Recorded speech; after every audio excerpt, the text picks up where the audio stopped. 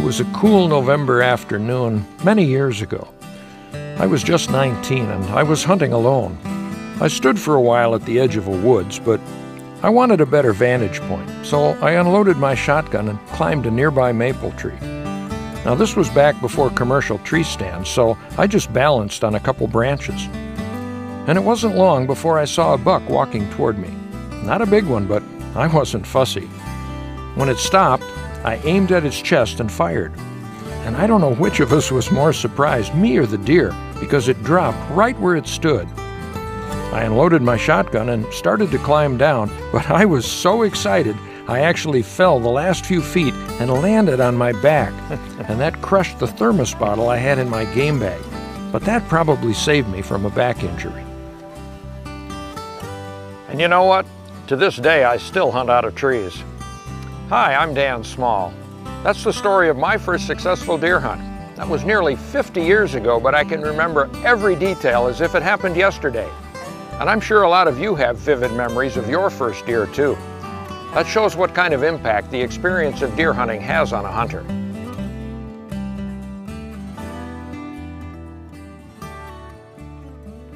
Welcome to Deer Hunt Wisconsin 2012.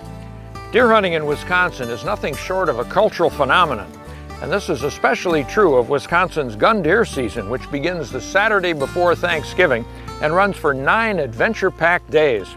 Days when more than 600,000 of us leave the comfort of our homes and head for the woods to experience the frosty beauty of a November morning, the camaraderie of family and friends, and we hope, the rush that comes from seeing and bagging a deer. To fully understand this phenomenon, you need to be a deer hunter yourself. But it doesn't take a deer hunter to understand the impact of Wisconsin's gun deer season on families, society, and the economy. Our goal in this program is to make your deer hunting experience more complete, more fulfilling, and more successful. We've got a lot of information to share, so let's get started. In the next hour, we'll look at research by the Wisconsin Department of Natural Resources to learn more about our deer herd and our deer hunters. A forester and a private landowner will explain how sound forest management can improve habitat, not only for deer, but also for other wildlife. We'll look at efforts to retain existing hunters and recruit new hunters, including some University of Wisconsin football players. And we'll ask the state's big game ecologist to give us a forecast for this year's hunt. Now, throughout the program, you'll see the phone number for the DNR call center on your screen. You can call this number 7 days a week from 7 a.m. to 10 p.m. and ask a staff person any question you might have about deer hunting. During those same hours, you can also get your questions answered via an online chat or by email. And if you have a cell phone, you can even call or email the call center from the field. Since the days of Aldo Leopold, the DNR has been a science-based agency where sound research guides management decisions. In the winter of 2010-2011, researchers launched the first of 2 multi-year studies aimed at learning more about our deer herd. The first study looks at buck mortality, and the second looks at fawn recruitment. Here's natural resource research scientist Mike Watt to give us an update on what researchers have learned so far and what they hope to learn as their work continues. Our goal with the adult capture is to try and capture and collar as many adult bucks as we possibly can. Basically, we're going to follow these animals and see what happens to them. So this is an adult radio collar. We put these on all of the adult deer that we capture. Unlike the fawn collar, this collar doesn't fall off. It stays on the animal for the life of the animal until it's either shot or it dies naturally. These collars are like the fawn collars in that they emit a radio frequency, and we can track these collars. We track these animals weekly, and we're interested in what's happening to them. Are they getting shot by hunters? Are they getting hit by cars? Are they getting eaten by predators? What's happening to them? These tags are less visible. They're inconspicuous, so people are less likely to see them when they're out hunting, especially gun hunting. They're less likely to see this on the animal. So if you're lucky enough to get a collared animal or an ear tagged animal, what we'd like for you to do is call the number located on the collar or the ear tag. On the collar, there'll be a little white label on the collar that'll actually say the phone number to call and the radio frequency of that collar, so you can give us that information. The ear tags folks are allowed to keep. Call it in, let us know where you shot the animal. When someone sees a radio collar, they may change their decision because of that radio collar. They may see this radio collar and say, oh no, can I legally shoot that animal, or am I going to affect somebody's research by shooting that animal? From our perspective, we want people to treat these animals like any other animal. If they were going to shoot the animal, shoot the animal. If not, don't shoot it. And the hope is that people aren't either selecting for these animals or avoiding these animals because they have a collar. The ideal situation is that we'd be able to give hunters a better estimate in the fall, so they have a better idea what to expect when they go into the woods from year to year. Sometimes what you'll find in this tall grass is just a little circle or an opening in the grass, and you'll look down and there'll be a fawn inside of it. Sometimes there's nothing to cue in, you just happen to see kind of this spotted little football. This is a fawn collar. When we put these on an animal, the things we're interested in is the frequency. So we have right here 157.770. That's the frequency we use to follow this animal. And this thing emits a beep or a pulse. What we're doing is trying to get information on this animal from the time it's born to the time it's huntable.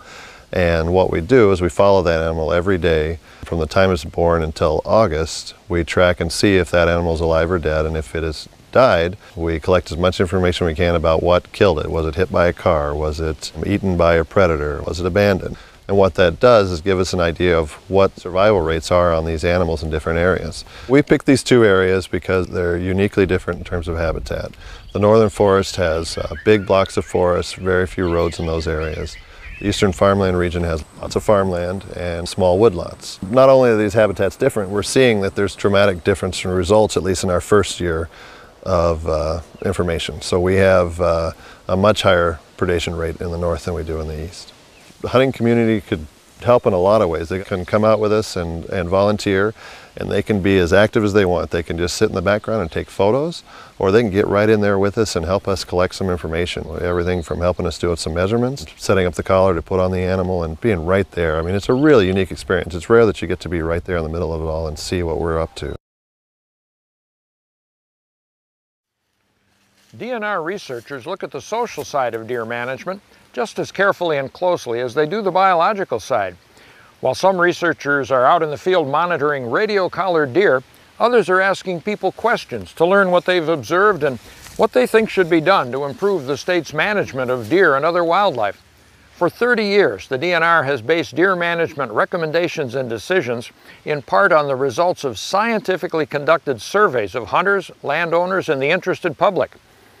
To further engage the public in deer management, the department has expanded its data collection efforts through a citizen science approach, which allows people to record and report their observations of deer sightings. Some of these surveys are web-based, like the Deer Hunter Wildlife Observation Survey and Operation Deer Watch.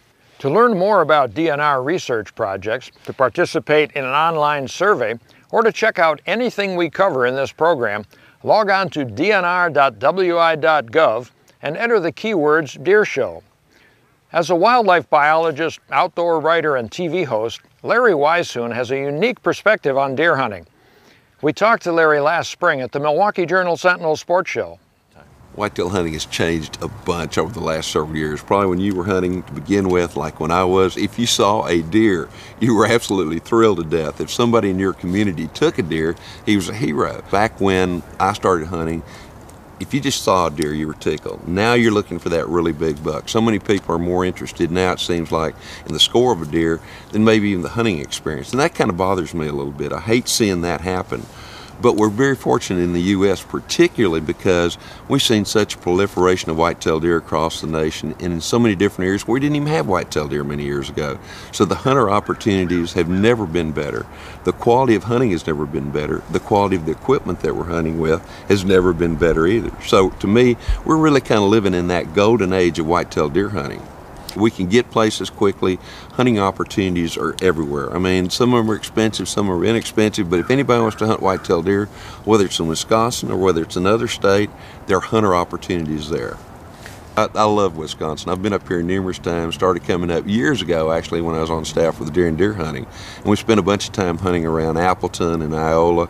And then too, for a long time, I have a cousin and my dad, when he was still alive, we used to come up and hunt along the Flambeau River up around Oxbow. And we hunted deer there and we also hunted black bear there. When everybody asks me, what one bit of advice can you tell me to make me successful or have a great time? Always it's the same, go hunting. Don't look for excuses not to go. It's too cold, it's too wet, it's too hot, the moon is wrong, this is wrong. just get out and hunt, because if you're out there and hunting, those opportunities are going to present themselves in being able to take animals, but also in the opportunity to really get to know those animals out there and know that habitat and learn a little bit about everything that's out there. So to me, the best thing you can do is learn that all that you can about whatever you're going to hunt, where you're going to hunt, and then go hunt. Don't look for excuses not to. I'm here at the new trading post at Milford Hills Hunt Club with membership director Mitch Ely. Now Mitch, today most Wisconsin deer hunters use rifles, and I see you've got a couple different actions here. Let's talk about the relative advantages of each. Of course, absolutely. What we're going to start with here is what's called a bolt-action rifle. Extremely popular, especially in the state of Wisconsin, for deer hunting. It's going to be your most traditional and most popular action because of the accuracy. You're loading one shell at a time. I have two different calibers selected here, which are also popular in the state of Wisconsin. We have a .270 and a .30-06, which are considered to be big game calibers. You can take other calibers as well, such as .243 or maybe a .223 for either younger or maybe women shooters. But so the bolt-action rifle, the way it works is your magazine is inside here. So when you're ready to pump a shell in to load the gun, you simply close the bolt, shut it down, it loads one of the cartridges right into the barrel, and you're ready to fire. Once you've fired, you simply pull it up, pull it back, it's going to eject the shell, and then you can pump another one in when you're ready to shoot again. Now the next one here is going to be a semi-automatic. Now this is a .30-06, so this one's going to work slightly differently. The magazine is still loaded from the bottom here. What you do is the magazine's going to stay open like this. All you have to do when you're ready to fire, close it up like that. When you pull the trigger once, it's going to kick this back, eject the cartridge, take the spent one out, put a new one in, and it's going to kick it forward for you. So it just takes all of the extra legwork of loading that next shell out of play. So the second shot is faster. Correct. You can fire quicker, but it's not going to be quite as accurate. So those are the major differences between these two guns. Okay. Now, a generation ago, iron sights were really popular, but today just about everybody puts a scope on a rifle like this or even a shotgun. And I see you've got three options here. Let's talk about Yep, we got a couple different options here. So essentially, we have kind of a short, mid, long range scope selection here. So we'll start with your short range. This is going to be a zero power scope. So it's meant to be either for close range rifle or for shotgun. So what it's going to do is it's just simply going to give you crosshairs to look through instead of using what traditionally used to be iron sight. Yeah, absolutely. The next one here is going to be what's called a 3 to 9 power magnification. So this has a 40mm lens on it, which is going to collect a good amount of light. This allows you to select your magnification level, so you can go anywhere from 3 all the way up to 9 power magnification, which this scope will be extremely popular in Wisconsin. It allows you to shoot comfortably and consistently anywhere up to 300, 350 yards, be able to see what you're doing. So it's very popular here. The next one here is going to be what's called a 4 to 12 power magnification. So your low power is higher and your high power is higher. Meant to be more for long range. Also, this is a 50mm lens, so it's going to collect more light. So it's going to be easier to shoot at dawn, easier to shoot at dusk, and it's going to be easier to shoot long distances, 500 plus yards. And of course, you have to put this on a rifle or shotgun, you mount it, and then you have to sight it in, right? Correct, yep. So what you would do is you'd do what's called bore sighting first. That's simply matching the scope to where the rifle is shooting. So the rifle's always going to shoot in the same spot. All you're doing is taking your scope and matching it to where the rifle fires. So when you get it close by doing the bore sighting, then you can actually start sighting the rifle in. To do that, you need to actually shoot ammunition. You need to live fire the rifle. That's correct, yep. And we actually just completed a brand new 100-yard rifle range here on site, which has 50 shooting bays. So it's already been incredibly popular with people around the area coming out to sight in their rifles because obviously deer season is coming up here. In fact, I think Brian Smith of Wild Adventures TV is down there at the range with a shotgun. Now, there are certain parts of the state where rifles are not legal, and even where they are legal, some hunters prefer shotguns as an option because they shoot at closer range. So let's go down and see what Brian Smith has to show us on how to sight in a shotgun.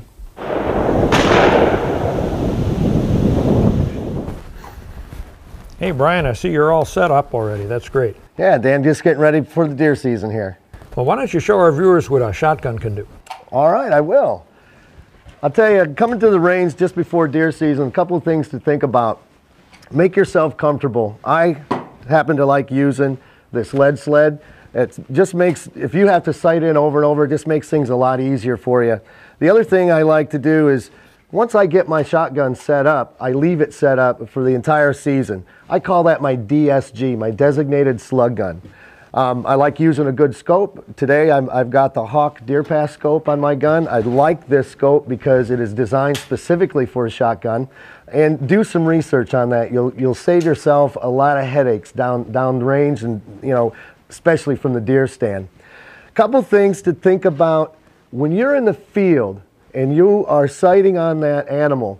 You're holding the forearm. So when you're at the range, you're going to want to hold the gun down on the bench where you're at to help replicate you holding that gun. You got to remember, a slug is a lot larger bullet, and it's a lot slower moving. So any kind of jump that you're going to have here, it's just going to magnify it the further down range you go.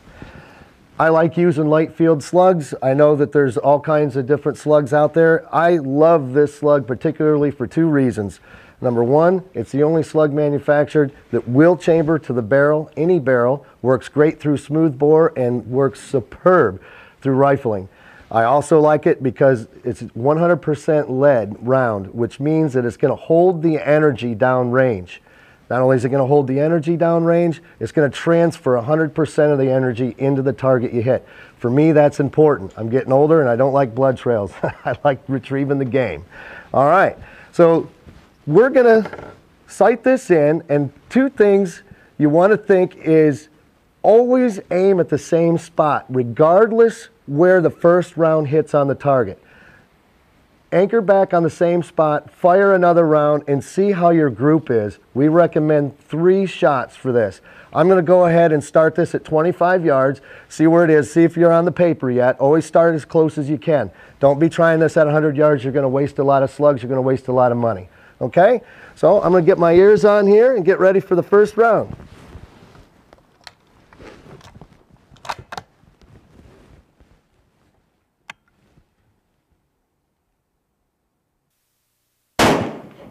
All right, as you can see, the first round went exactly where I wanted to, and at 25 yards with my DSG, I know that the trajectory of these light field slugs, that's going to put me at about 2.5 inches high at 50 and dead on again at 100.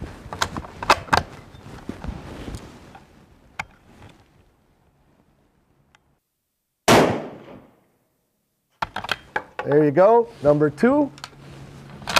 Last one.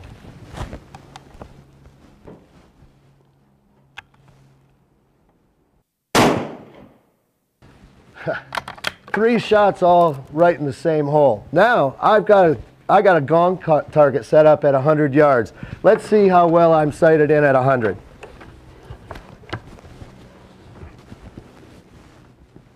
I'm going to reset my lead sled. And I also have to account for the wind. We've got a pretty decent crosswind downrange.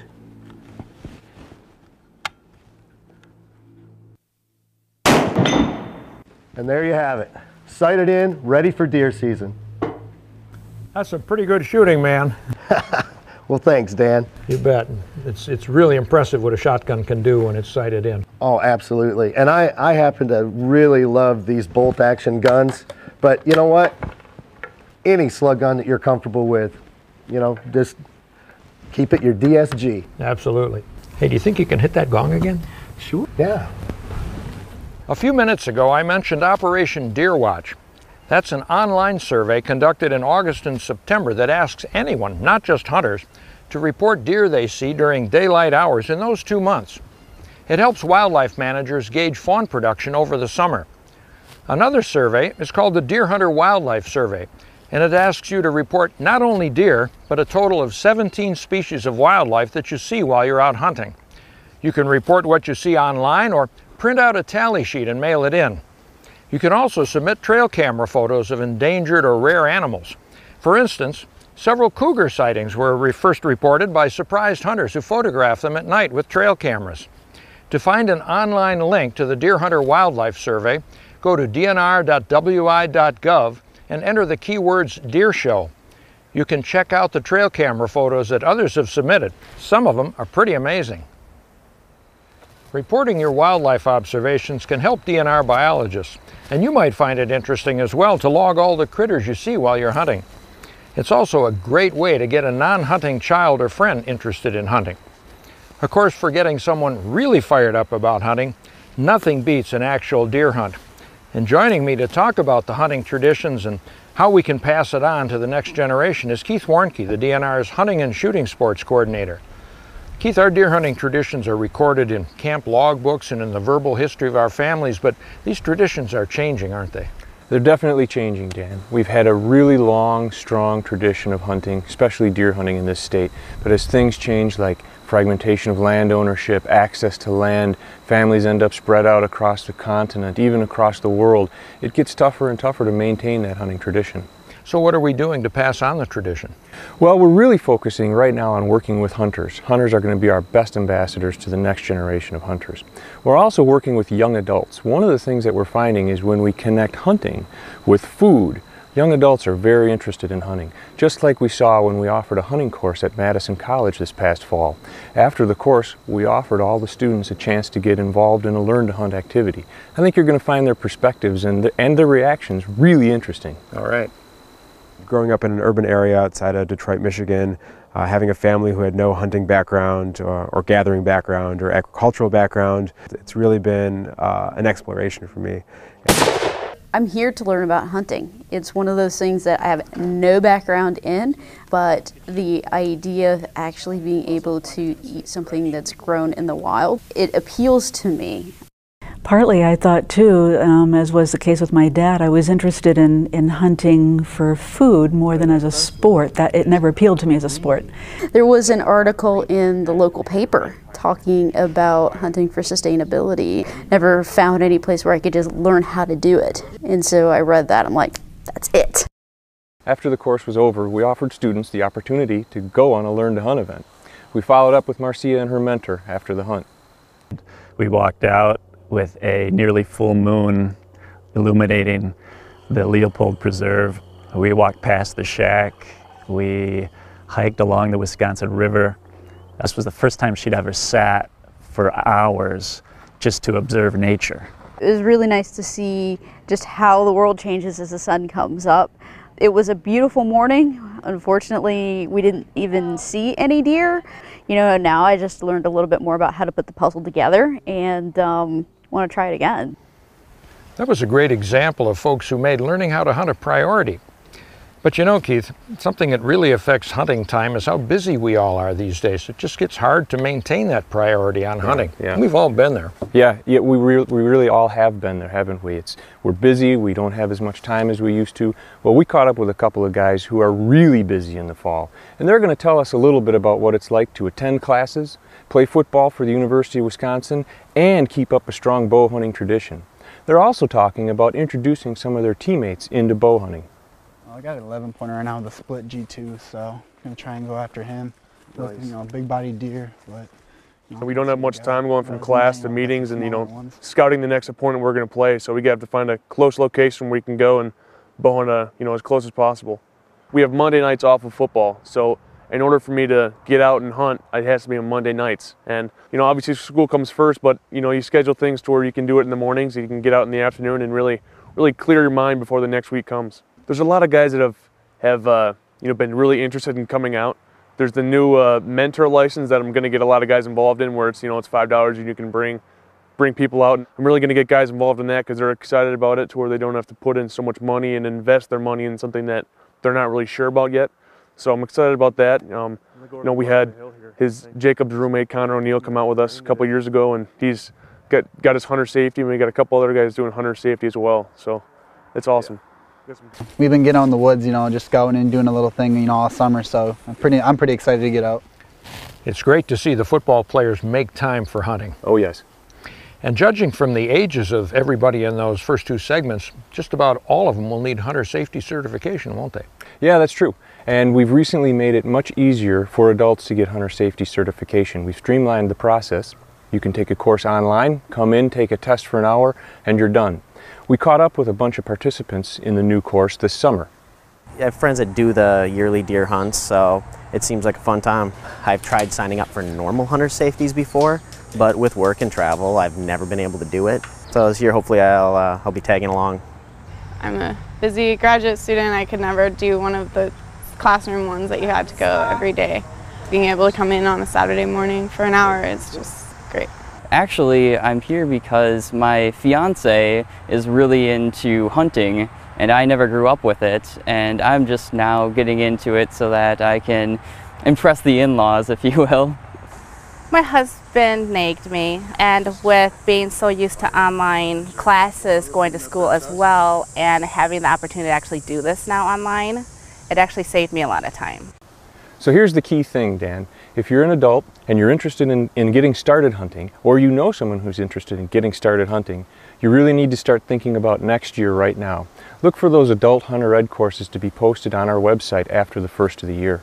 And I understand that now the first hunting license only costs $5, so you can get started for just $5. Yeah, there's a great discount now that you can start hunting with. And one thing to be sure of, whether you're an old hunter or a brand new hunter, is always remember the 4 rules of firearm safety.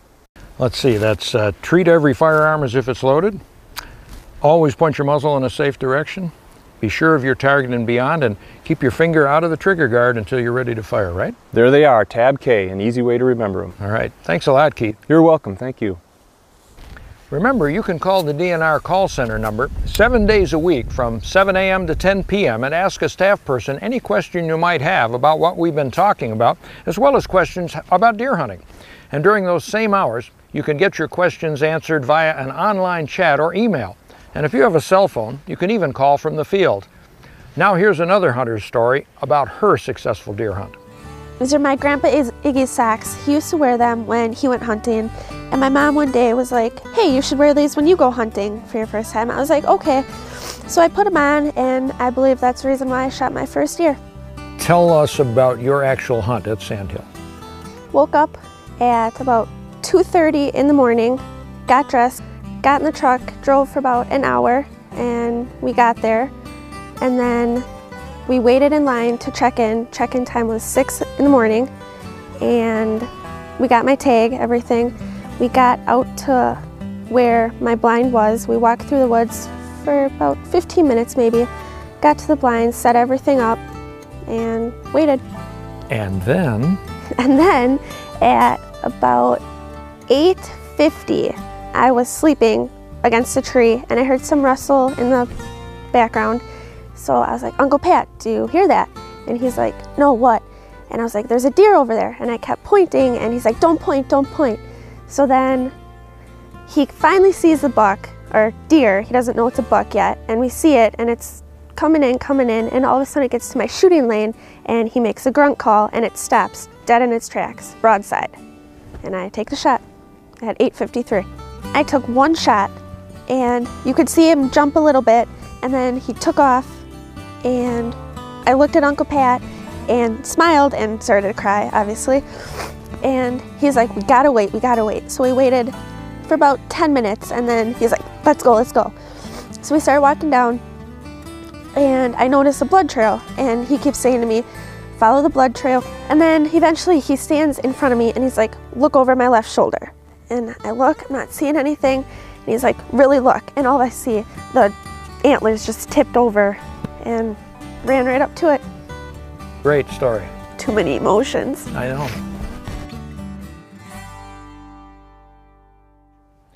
Wisconsin native Mark LaBarbera has hunted all across North America. Through his work with the North American Hunting Club, the Minnesota DNR, Safari Club International, and the Mule Deer Foundation, Mark has met a lot of hunters from other states who come to Wisconsin to hunt. Mark, why do you think Wisconsin has such great appeal to hunters from other states? Hunters I've talked to across North America know that Wisconsin's deer herd is healthy and well managed. I used to work for Minnesota DNR. I've talked to guys who are wildlife officials from states and provinces all across America. And they say that it's a model of success the way we manage our deer.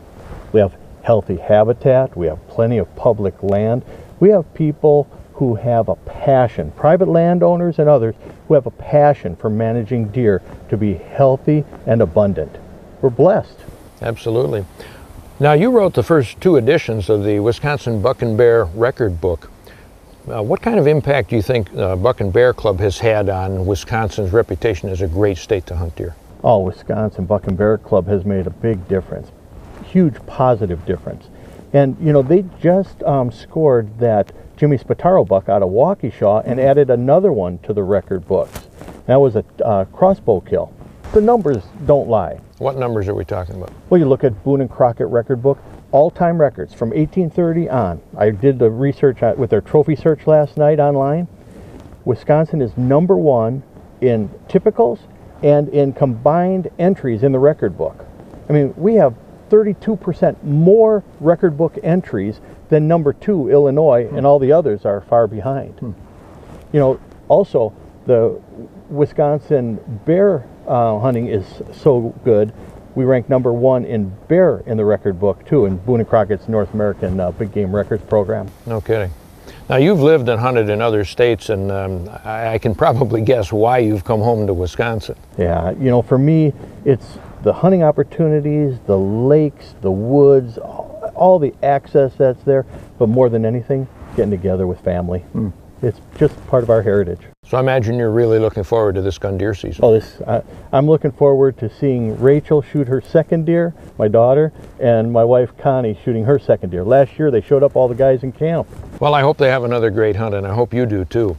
Well, we're riding in a Honda UTV today, and there are some new laws that just recently took effect, aren't there? Yeah, some people may not realize July 1 everything took effect on the new laws, and they're summarized in this brochure from the DNR. You can get it at licensed centers or ATV dealers, or if you want to check online, just go to the DNR website and check out keyword for ATV. Okay.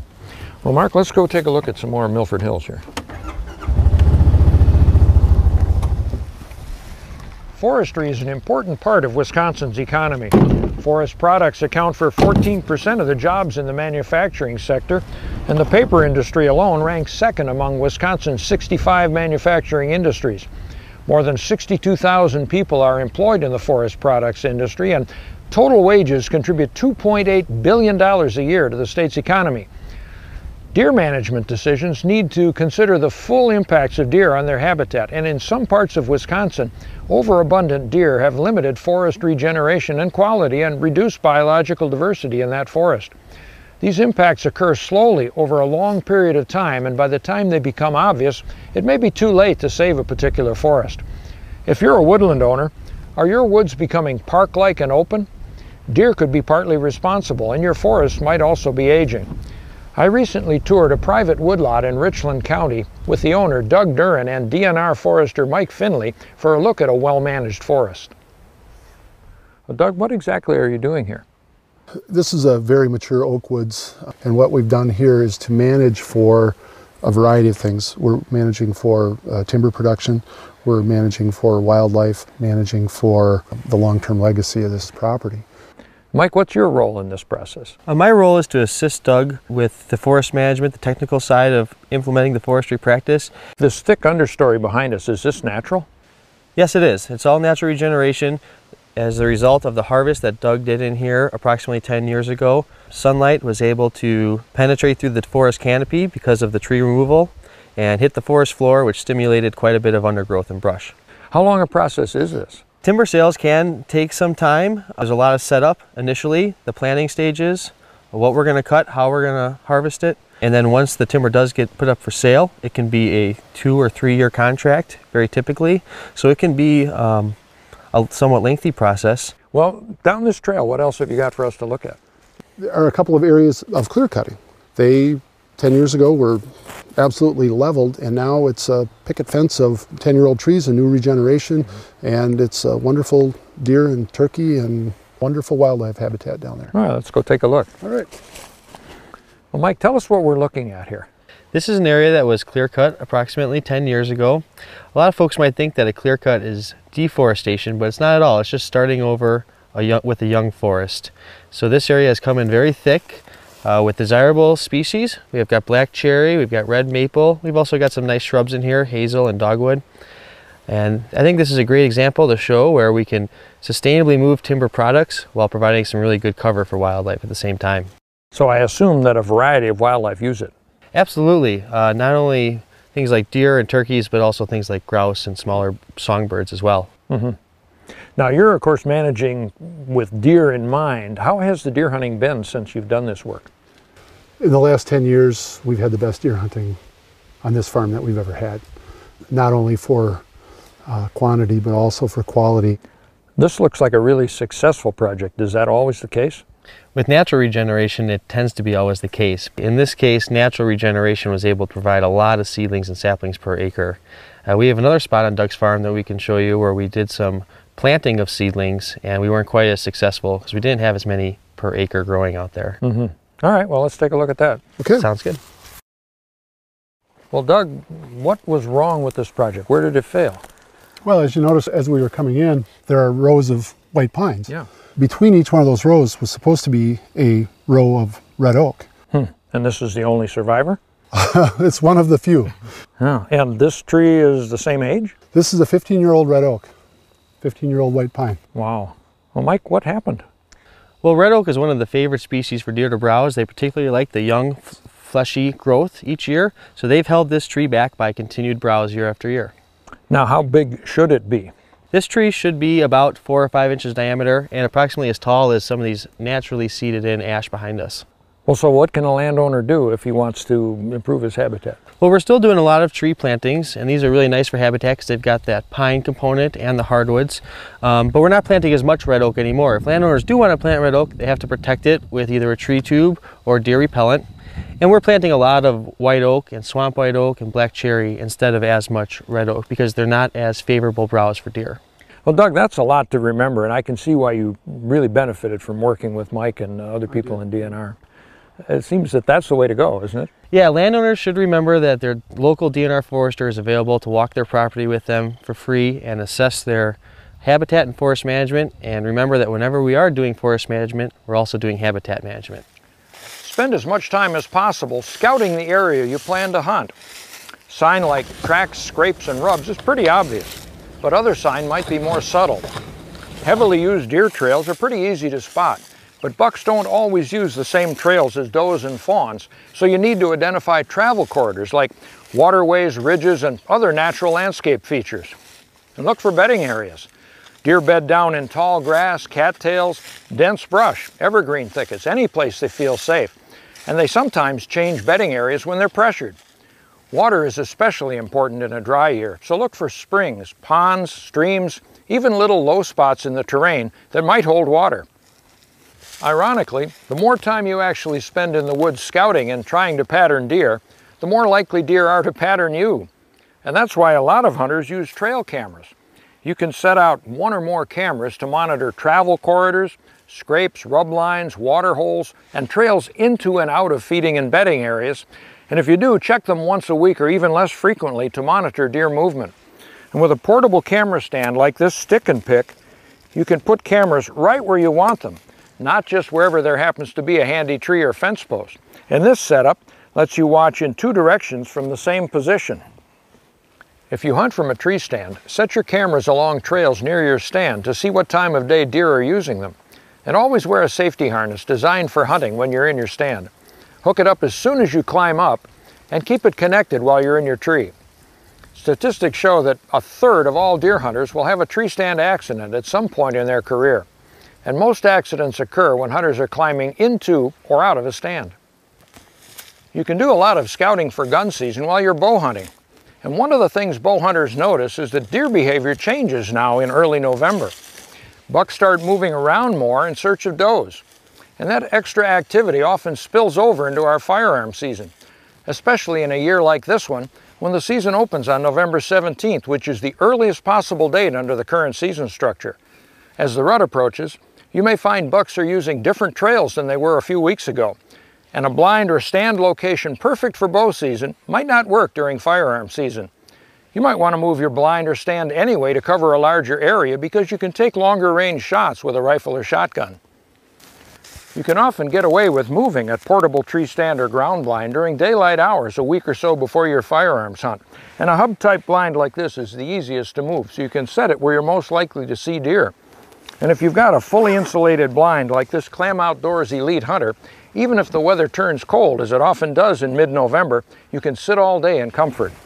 And remember, if you hunt from a ground blind on state-owned or managed land, you must display at least 144 square inches of blaze orange material on all sides of the blind. And it's a good idea on private land too. Wisconsin law requires all hunters except waterfowl hunters and those legally hunting at night to wear blaze orange during any firearms or muzzleloader season for deer. And to be legal, at least 50% of your outer clothing above the waist, including a hat, if worn, must be blaze orange in color. And if your orange garments are faded, you might need to replace them with new ones to be legal. Take a look at this dramatization, courtesy of Calcami Hunter Ed, that demonstrates the relative effectiveness of a solid orange jacket compared with an orange vest or camouflage orange garment.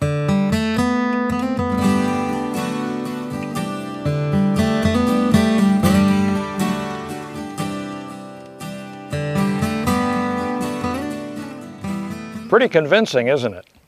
You know, a deer's most powerful defense is its nose. It's been said that a deer can smell over 1,000 times better than you and I can. Bow hunters pay attention to scent control, and gun hunters should too. You can turn your hunting outfit into a scent elimination suit by spraying it with a quality scent control product. Spray your clothes and let them dry before you go into the field, and you'll make it harder for a deer to detect you with its nose. And now here's Larry Weissoon again with the story of his first successful deer hunt. I can remember that first deer like it happened this morning. It was actually 1961. The opening of the Texas deer season. I'm sitting in a big tall oak tree and I'm using my maternal granddad's single shot shotgun. You used to call them single barrel shotguns, 12 gauge. Morning comes up, it's starting to get, sun's coming up, and off in the distance I hear that first shot, and oh my gosh, I'm so excited. And I'm sitting in this tree and it's up about like this, and I'm about 40 feet up in the air.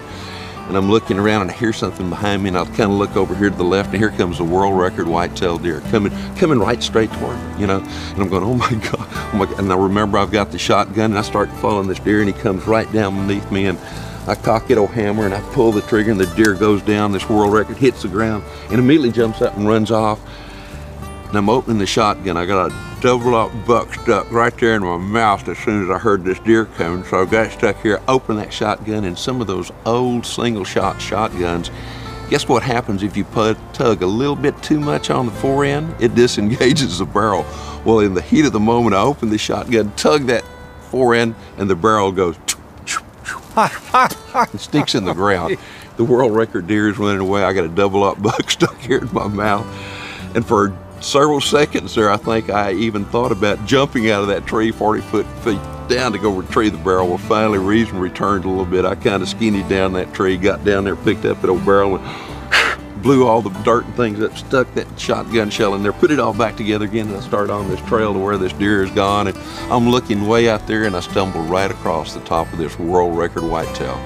But yet when I finally take a really good look at it, he's got a spike about this long on one side, the spike long about that long on the other side.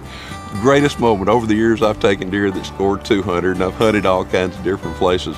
There's nothing that quite compares to that moment and that memory of that first whitetail deer.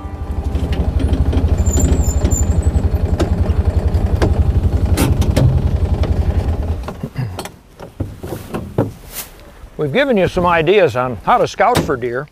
Now let's get a forecast for this year's hunt. Kevin Wallenfang is the DNR's big game ecologist, and he's responsible for deer, bear, and elk. And Kevin, you know, this forecast is always one of the most popular parts of this show. There are lots of deer in the state, but people want to know if they're deer where they're going to hunt. So what do you tell them? Well, you know, I really hate to talk about numbers specifically. I like to talk in more general terms. You know, if I put a number on the number of deer that are out there, I feel that really influences people's expectations of the hunt. So let's talk more generally about it. Okay. So what can hunters expect around the state? Well, let's start with the north. Actually, the forested regions of the state, northern part of Wisconsin and the central forest. We would anticipate this year that we should have a pretty good season up there. We had a very mild winter last year. We've got lots of acorns on the ground, so our animals should have come through the winter in very good shape. Nice fat deer this summer. We have cut back on the number of antlerless permits over the last couple of years to allow populations to grow. Now, we've still got some areas where deer numbers are below goal, and we have set seasons accordingly to let those populations continue to grow. We've got a few buck-only units, but in general, we've got a few doe tags in every unit of the north. with a few exceptions, and we would expect a really good season. So what about southern Wisconsin? Southern Wisconsin always seems to have plenty of deer. It's a farmland region of Wisconsin. The carrying capacity of the land is quite a bit higher because of the agricultural crops out there. Now we've had a drought this year, and that could impact some hunters in both a good way and a bad way. One of the things we really like to see is the corn crop come off, because that gets rid of that big jungle of corn out there, and it makes deer more accessible. You've got more deer in the woods and in the marshlands where the hunters can get to them, so that could really help this year. On the other hand, the drought conditions, deer need water all year long. That has impacted our acorn crop, so it's going to be really important that hunters do their scouting this year in the south. Should be plenty of deer out there, but you're going to need to find them and scout for them. Well, Kevin, we've heard a lot about this disease, EHD. What is it, and what impact is it having? Well, EHD is a disease that's caused by a biting little fly, and it's something that's fairly new to Wisconsin. This is only the second time that we've ever seen it, and you see it in a drought year like Wisconsin has this year, and you know, on a big basis, on a statewide basis, it should not really impact our deer harvest at all. But in local areas, you know, we've heard of some properties, 800 or 900 acres, that they found 50 or 60 dead deer on. And, you know, if you're one of the guys that hunts on that property, you could have a tough season. So the big picture of things, it really shouldn't matter, but on a localized basis, it could impact your hunting this year. You mentioned scouting, so what do you suggest hunters do? We talked about the numbers a little bit very generally, and you know, we do aerial surveys in the wintertime, for example, and deer are not spread out evenly across the landscape. And I think that's something that's very frustrating to people, because when we put a number out there, it makes people think that those numbers are spread out evenly, and they're just not.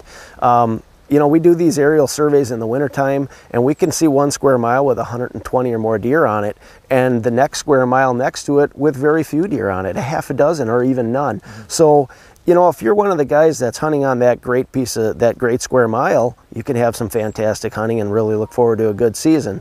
But, you know, if you're the neighbor next door, you could have a much different season. So getting out there, finding the best places to hunt is always going to be important, because those deer are just not spread out evenly. So what are you hearing from hunters? Well, so far it sounds like the archery season's off to a pretty good start, and in general across the state, most people are saying they're seeing more deer out on the landscape. In the north especially, we're hearing from quite a few people that say that deer numbers seem to be up, and you know, all that stuff, again, you have to take with a grain of salt, because you know, the drought this summer has got a lot of wildlife moving more often. You know, one good example of that is there's been a lot of dead raccoons on the road this year. That doesn't necessarily mean that there's more raccoons out there. It might mean that they're searching more for food, and they're just getting themselves into a bad spot. So the same thing can be said of deer, but in general, people are saying that they're seeing more deer this fall, pretty much in all corners of the state. So hopefully that'll translate into a really great season. There are a few new rules this year, aren't there?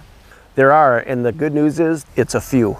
The biggest one that will probably impact people is there was no October hunt this year. We've had that for the last 10 years or so in the CWD zones, and that hunt is not going to happen this year. And also in the CWD zone, we've had a private lands hunt for the last couple of years, late in January, February, March. That hunt is also not going to take place this year. Another big one that people are really excited about is that they can shoot coyotes in the north again. Because of the new wolf season, that law has been lifted now, and they'll be able to hunt coyotes. And another really big one is that people can now use their handheld bow or a crossbow during the gun deer season. Will there be any changes this year because of the Kroll report? You know, there really won't be. The Kroll report is something that we're working on right now, but it will not impact any of the 2012 hunting seasons at all. We're looking long-term on that. By 2013, I think you're going to start to see some changes, but for this year, things are pretty much status quo. All right. Well, Kevin, I'm going to cook up some venison in just a bit. You want to join me? I've never turned down venison on the grill. I'm not going to start now. All right. And now here's another deer hunter's story of a very special hunt with a special friend. I'd like to tell you about a really good friend of mine, Brian Wiest. We met in kindergarten, first day, and really from then on, we were pretty much attached to the hip. And when it came to hunting and fishing, we did it all together. He really meant everything to me as far as what a friend should be. And I'd like to share with you a moment that we had. It was, you know, not about my biggest deer, but it was about Brian's last deer. And Brian and I learned of this deer in 2008 while shed hunting. We located one of his antlers and immediately knew that it was, you know, a good deer. And Brian and I were always about, you know, filming together and going after the biggest buck we knew of. So we had our eyes on this guy. And the summer of 2010, we thought we had found where this deer was bedding. On October 29th, got confirmation trail cam photos of this deer. And we went in on Halloween morning together. And we're fortunate enough that he was indeed in there like we thought he would be. And he followed a doe right into our setup, and Brian captured the whole event on camera, and it was something that I'll always have to look back on. Unfortunately, a month ago to the day, Brian was killed in a head-on collision. The driver in the other vehicle was texting and came into his lane, and he didn't have a chance. You know, just to take a moment to remind everybody that when an opportunity presents itself to get in the woods or get in the field or get on the lake, you know, when you get that chance, that, you know, think about it, it could be your last.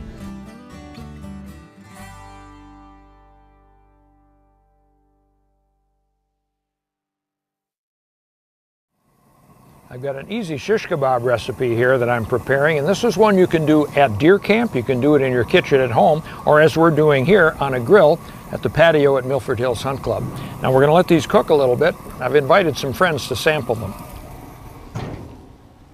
By the way, this recipe is on the screen right now, and it'll also be on the DNR webpage. Just type in keywords deer show. Joining me now are three friends. Kevin Wallenfang, you just saw him a couple minutes ago. He's the deer biologist for Wisconsin. And Brad Karstad, you may remember Brad from last year's show. And of course, Kathy Stepp, DNR secretary, she was on last year's show as well. Now, Kathy, you shot your first deer last year right after the show. What was that like? I did, Dan, and I mean, you know, I don't really know how you can put words to the exhilaration of that moment, really. And you really have to do it and feel it and experience it to really understand that connection of why, you know, deer hunting is such a part of the DNA of Wisconsin. And I'm so thankful I had the opportunity to do that.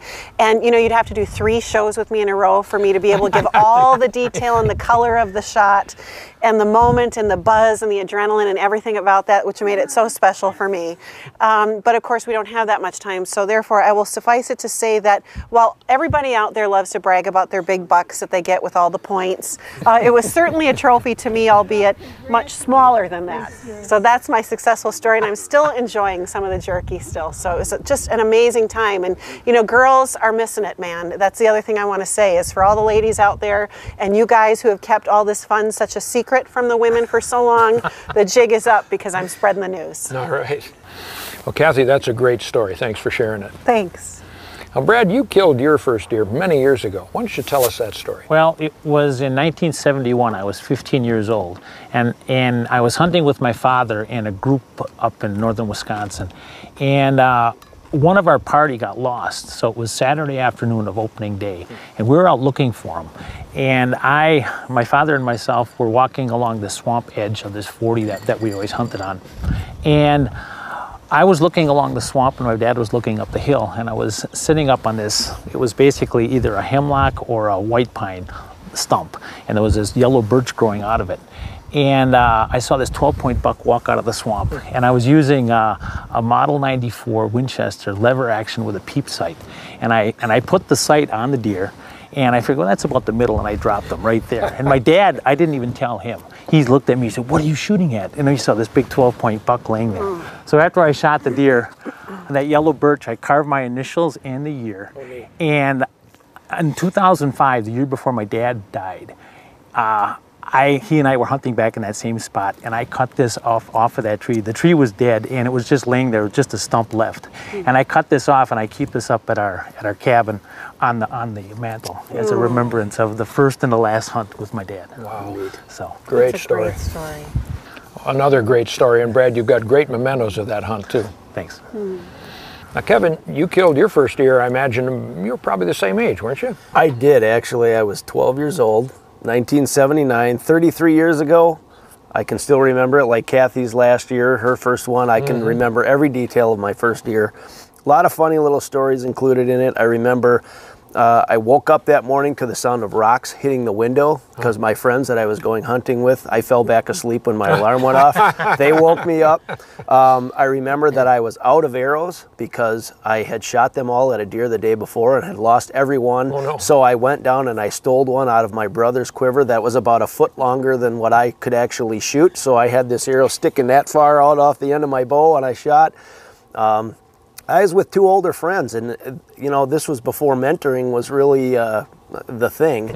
I had two older mentors. They were actually friends of my brother's, and I don't know why, but they took me under their wing and they showed me a lot about hunting and fishing when I was 12 years old. And one of them was sitting in the tree with me. I remember when the deer walked out, and he saw it first. He told me about it. I stood up to shoot the deer and the seat squeaked and he leaned over on the seat to keep it from squeaking so I could stand up. And I'll give this to Kathy. She made a great shot on hers. I hit mine right in the butt at about 4 yards. But the good thing was I hit it in the right spot and it ran about 200 yards and tipped over, and it was a day I'll never forget. I'll be darned. Yeah, great. And you know, you talk about mentoring, and really people have been mentoring other hunters for generations. Now we've kind of institutionalized it. We're trying to help more people do that. Kathy, your message for hunters at the end of last year's show was a great send-off. What do you want to tell hunters as they get ready for this year's gun deer season? Well, thank you, Dan. My message this year is to have fun out in the woods and to take your family with you this time. And guys, you got to get the girls out there, because we all know that when you get women involved in hunting, the family gets involved in hunting. It's a great Wisconsin tradition. It's something that is part of our DNA in Wisconsin, and it's just so important that we get future generations and especially the women involved now. And girls, if you haven't done it yet, you're missing it. So you got to get out there, and I hope to see you all in the woods this year. And have fun and be safe. A great message, Kathy. Thank you. Great message. Thank you for watching, and join us again next year for another episode of Deer Hunt Wisconsin. Well, guys, I think those shish kebabs are probably about done. Why don't we grab our plates and go see what they taste like? All right.